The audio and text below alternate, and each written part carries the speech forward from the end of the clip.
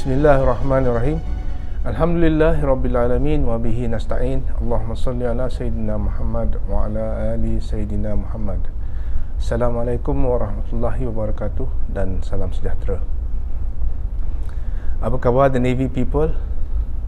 Saya berharap semoga semua dalam keadaan sihat walafiat. Terlebih dahulu saya mengambil kesempatan ini untuk mengucapkan selamat tahun baru 2021 kepada seluruh warga Tentera Laut Diraja Malaysia. Perutusan tahun baru merupakan platform untuk saya menyampaikan imbasan TLDM bagi tahun 2020 serta aspirasi kita bagi tahun 2021.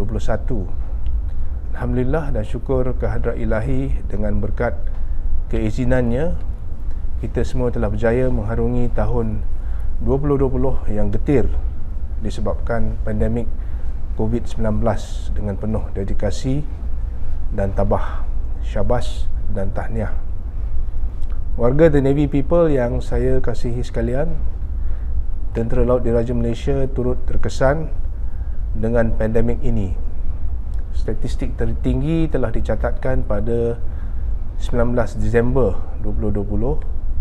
Seramai 102 warga, keluarga dan anggota awam telah disahkan positif. Statistik semasa pula kekal di antara 50 hingga 60 kes positif. Pandemik telah banyak mengubah kelaziman, gaya hidup dan rutin seharian kita.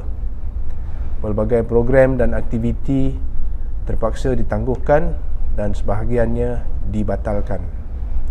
Pelbagai mekanisme dan kaedah baru telah diperkenalkan oleh kerajaan dan Tentera Laut Diraja Malaysia. Kita tiada pilihan dan perlu patuh kepada SOP serta mempraktikkan norma baharu. Ianya bagi mengimbangi kelangsungan hidup seharian dan pelaksanaan tugas kita sebagai warga Tentera Laut Diraja Malaysia. Walaupun berdepan dengan pandemik ini, kesiagaan armada tetap menjadi teras utama. Secara keseluruhannya, purata kesiagaan aset TLDM bagi tahun 2020 berada pada tahap memuaskan dan tidak banyak perubahan berbanding tahun 2019. Saya menyeru agar usaha-usaha diteruskan untuk mempertingkatkan kesiagaan aset-aset kita. TLDM juga bertanggungjawab mengetuai komponen maritim dalam operasi Benteng Kendalian National Task Force. Operasi ini melibatkan 19 agensi keselamatan dan penguatkuasaan bagi mengekang kemasukan pendatang asing tanpa izin yang dikuatiri membawa virus COVID-19. Sebagai rekod, sebanyak 171 siri op benteng laut telah dilaksanakan dengan jumlah 1,836 hari pengoperasian di laut bagi kesemua aset-aset yang terlibat. Ini membuktikan armada kita mampu untuk beroperasi dalam tempoh yang panjang. Tempoh operasi yang tinggi memerlukan aset berdaya tahan atau sustainable asset. Bagi mempertingkatkan kesiagaan aset, beberapa inisiatif dan program yang telah dilaksanakan pada tahun lalu akan diteruskan secara berperingkat sehingga tahun 2024 yang merangkumi program menangani keusangan atau obsolescence program untuk KD Perdana, KD Ganyang, Skuadron Combat ke-24 dan Skuadron MCMV ke-26. Pemasangan 14 buah Indigenous Combat Management System untuk kapal Skuadron FAC dan program repowering 6 buah kapal serta 5 buah bot tempur. Tahun 2020 juga menyaksikan kejayaan TLDM mencipta sejarah melaksanakan rutin pasang pulih sepenuhnya di Malaysia bagi kedua-dua kapal selam kita, kapal selam Skopin. Warga the Navy people yang saya kasihi sekalian, dari aspek perancangan dan perolehan aset baharu pula, tahun 2020 menyaksikan kejayaan kapal pertama Literal Mission Ship atau LMS KD Kris menyertai armada TLDM pada 17 Januari 2020. Manakala LMS kedua iaitu Sundang baru saja kita terima pada 14 Januari 2021. InsyaAllah LMS ketiga dan keempat pula akan kita terima pada bulan Ogos dan November juga pada tahun ini. Selain itu, kita juga menerima 6 daripada 12 buah pesawat Unmanned Aerial Systems UAS Scan Eagle. Seterusnya baki 6 buah UAS lagi dijangka akan diterima pada bulan Jun 2021. Kontrak perolehan 3 buah helikopter operasi maritim ataupun HOME juga telah dimeterai pada 2 September 20 yang lalu. Helikopter pertama dijangka diterima pada 30 Oktober 2022. Helikopter kedua pada 31 Mei 2023 dan yang terakhir pada 28 Februari 2024. Dan sebagai penutup tirai 2020, TLDM turut berjaya memperoleh tambahan 11 buah Rigid Hull Inflatable Boat ataupun RIB, sebuah multipurpose boat dan 6 buah Fast Combat Boat untuk keperluan op benting. Selaras dengan pelan pembangunan yang telah direncanakan dan keperluan operasi masa hadapan, TLDM turut merancang untuk melaksanakan perolehan melalui peruntukan RMK 12 yang bermula 2021 hingga 2025 yang merangkumi Literal Mission Ship, Bridge Simulator dan Action Speed Tactical Trainer, Helikopter Operasi Maritim, Fast Combat Boat, Multi-Role Support Ship, Vertical Takeoff and Landing Unmanned Aerial System, Special Force Boat dan Anti-Submarine Warfare Helicopter. Dari aspek pembangunan infrastruktur pula, pada tahun 2020 TLDM telah berjaya menyiapkan beberapa projek pembangunan, antaranya projek pembinaan penggalan TLDM Sungai Luncu telah siap dan beroperasi sepenuhnya pada 6 Mac 2020.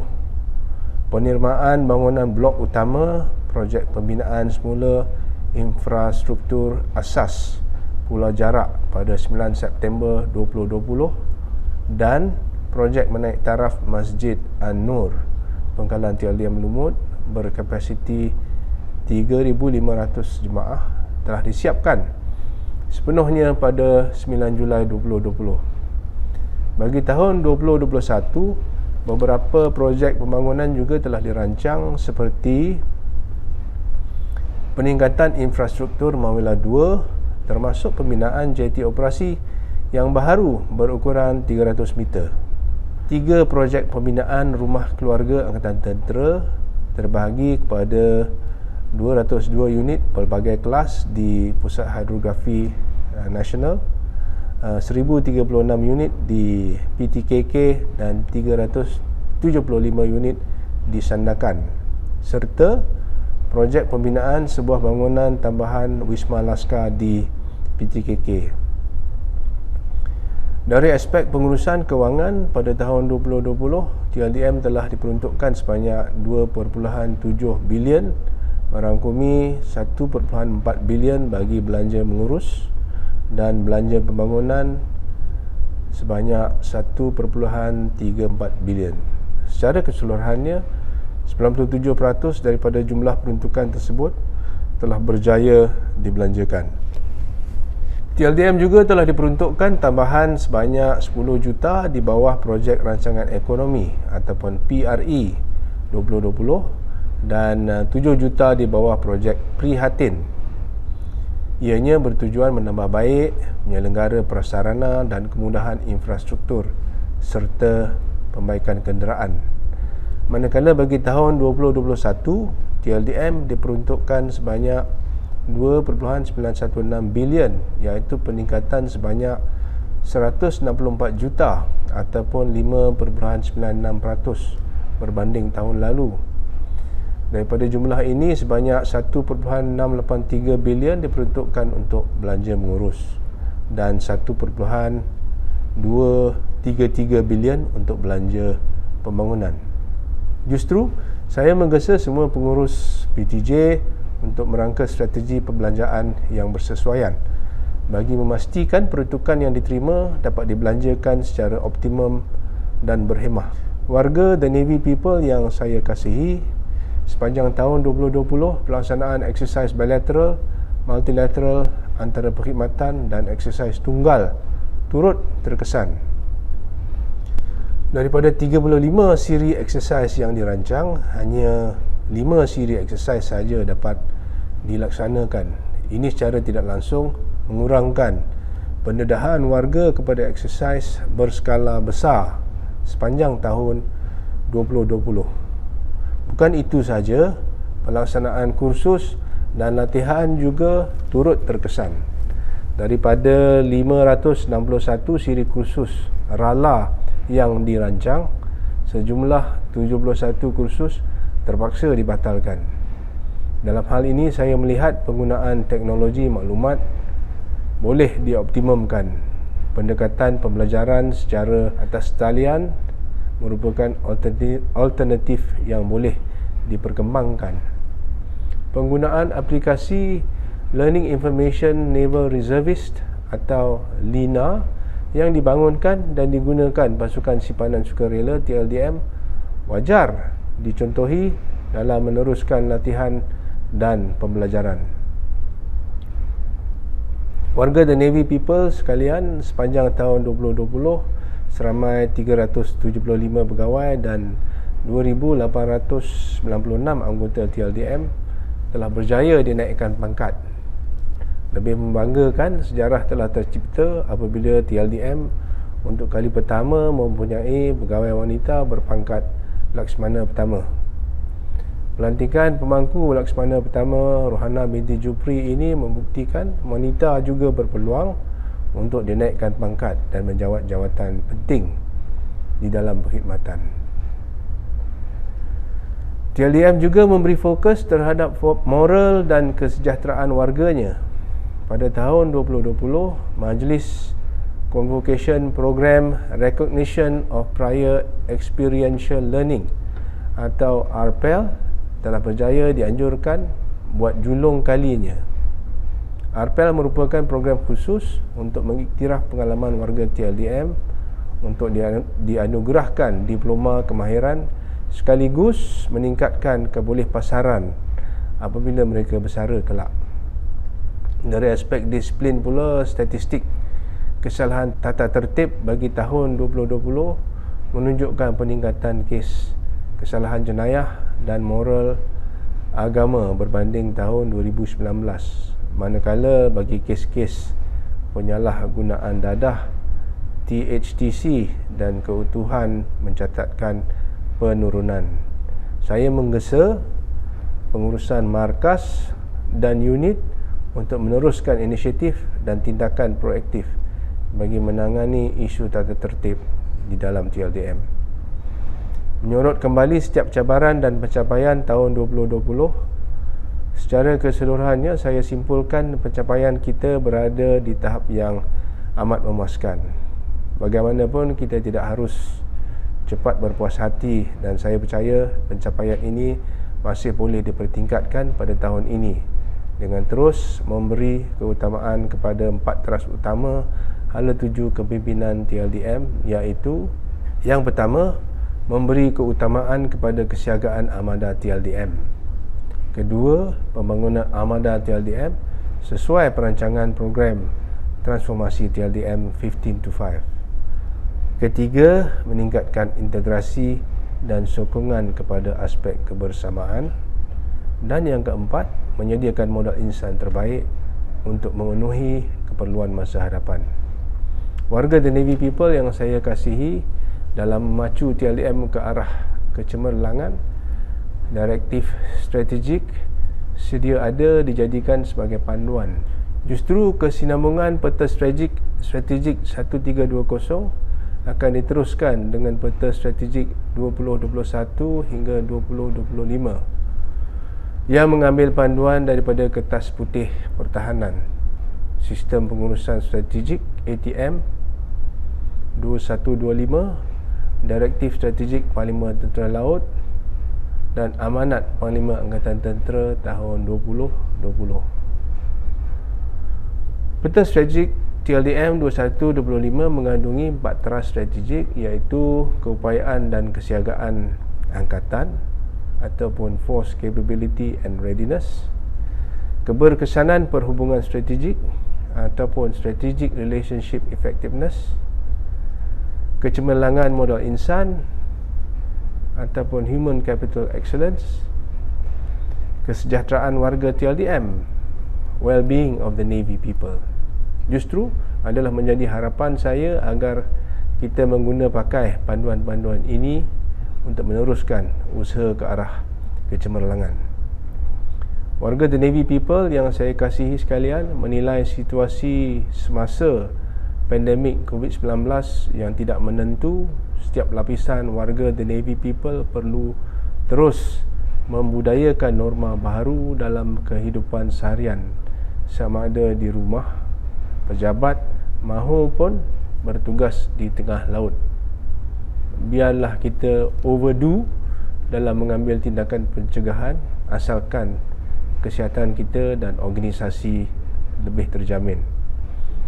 Dalam usaha untuk menjadi sebuah angkatan laut yang kredibel, saya berhasrat agar warga the Navy people bersedia membuka minda untuk berubah. Diperamati terdapat di kalangan kita yang membuat kerja secara ikut-ikutan tanpa memahami dan menyemak dari rujukan. Jawapan yang sering diterima apabila ditanya ialah, memang macam ni. Saya menggesa supaya budaya memang ini hendaklah dihentikan segera. Marilah kita bersama-sama menjadi ejen perubahan dengan membiasakan yang betul dan membetulkan yang biasa. Sejajar dengan keperluan untuk merubah, kita harus memperkemaskan rujukan, dasar, prosedur dan peraturan semasa agar sentiasa dikemaskini. Ianya penting agar panduan ini selari dengan peredaran masa dan mematuhi pengarahan terkini. Dari aspek latihan pula, saya mahukan ianya dimaksimumkan agar kompetensi warga the Navy people dapat dipertingkatkan. Saya percaya dengan ungkapan practice makes perfect. Rancanglah dengan teliti di samping mengoptimumkan kemudahan latihan seperti simulator ataupun kaedah-kaedah baru yang lebih kreatif. Saya menggesa semua pemerintah untuk turun padang dan sentiasa menilai tahap kompetensi pegawai dan anggota masing-masing. Ingin saya kongsikan ungkapan, you get what you inspect, not what you expect. Generasi sekarang adalah pemimpin dan pentadbir masa hadapan. Jangan kita biarkan mereka tanpa panduan dan bimbingan sewajarnya. Keperluan meningkatkan kompetensi modal insan, kesiagaan platform dan penambahbaikan proses perlu berjalan seiringan. Kita perlu dari masa ke semasa menilai di mana kedudukan kita. Oleh itu, saya mahukan perancangan teliti kepada tiga-tiga elemen ini dilaksanakan mengikut keutamaan dan bersesuaian dengan keadaan semasa. Setiap perancangan yang dibuat perlu diselarikan dengan peruntukan kewangan yang diterima agar ia dapat dioptimumkan sewajarnya dan memberi pulangan faedah atau ROI yang tinggi kepada TLDM. Laksanakan perancangan yang realistik mengikut kemampuan dan keupayaan kita. Di dalam kegairahan menggunakan media sosial dan rangkaian internet, saya tidak mahu insiden kebocoran maklumat di laman sesawang gelap ataupun dark web berulang di masa hadapan. Marilah kita bersama-sama mematuhi ikrar kesatria menyimpan rahsia negara dengan seketat-ketatnya. Akhir kalam, marilah kita bersama-sama berdoa agar Allah Subhanahu Wa Taala sentiasa melimpahkan rahmat-Nya kepada perkhidmatan dan negara yang kita kasihi, melindungi dan mempermudahkan setiap urusan kita. Terima kasih saya ucapkan kepada semua The Navy people atas sumbangan dan perkhidmatan cemerlang yang telah dicurahkan sepanjang tahun 2020. Semoga TLDM sentiasa diberkati, dilindungi serta terus berjaya dan cemerlang dalam menempuh tahun 2021, insya-Allah.